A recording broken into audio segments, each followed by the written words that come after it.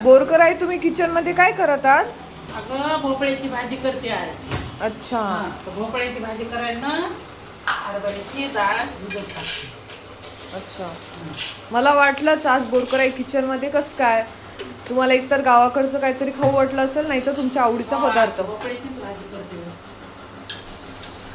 आता एक डाळ एक होता टाकते, मग भोपळ्याची भाजी करते. किती तास भिजवायला टाकायची? हां, 1-2 तास भिजवायची.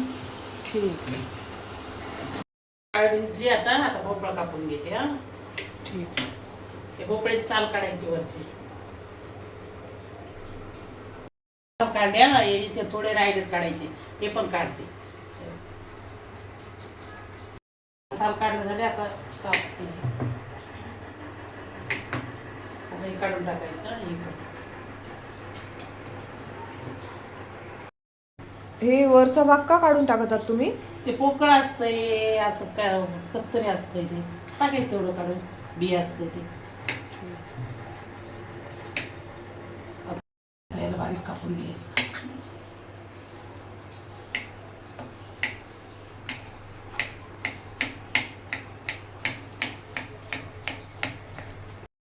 कापलं आता हे. आता याच्यात किती धुयाला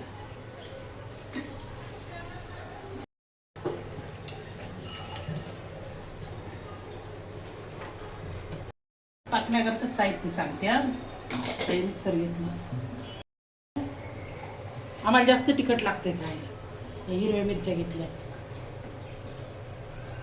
आता हे लसण टाकला. ही कोथिंबीर. आता हे फिरून घेते.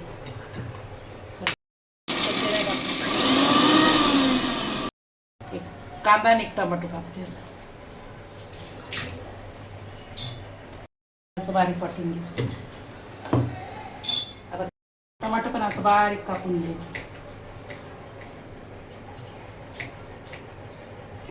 झालं साहित्य हे करणं. हे बघा, हे मिरच्या वाटून घेतल्या, कढीपत्ता, टमाटो, कांदा, कोथिंबीर आणि शेंगदाण्याचं कूट. आता गॅस पेटवते. मी मसाला सांगते तुम्हाला.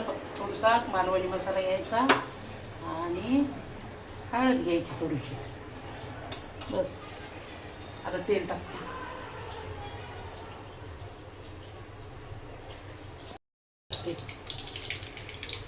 मोहरी तडतड झाली की जिरं टाकते.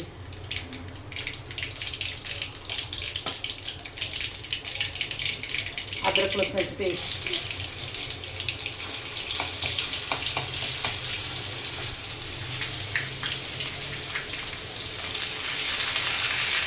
आता कांदा टाकते.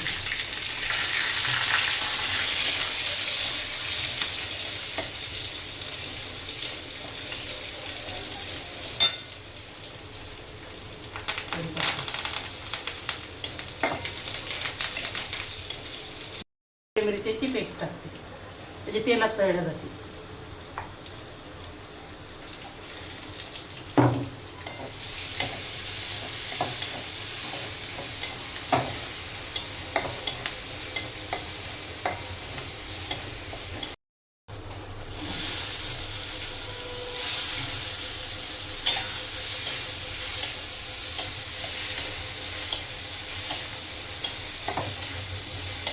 हिरव्या मिरचीची भोपळ्याची भाजी खूप छान लागते. हरभऱ्याची डाळ हे टाकून खूप छान लागते. बाजरीच्या भाकरीसोबत खूप छान लागते. आता हे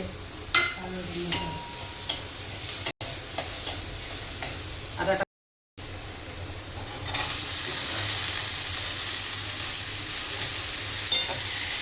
आता भोपळा फ्राय खालीवर केला ना, ती डाळ टाकायची. हे करायचं, खालीवर करायचं व्यवस्थित. कोथिंबीर टाकते.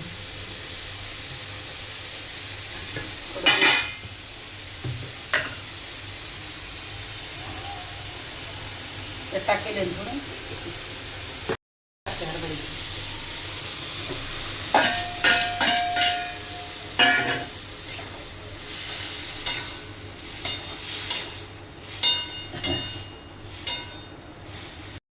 झाकण ठेवते आणि 15-20 मिनिटं शिजू देते भोपळा. रेसिपी आवडली असेल तर व्हिडिओला लाईक करा.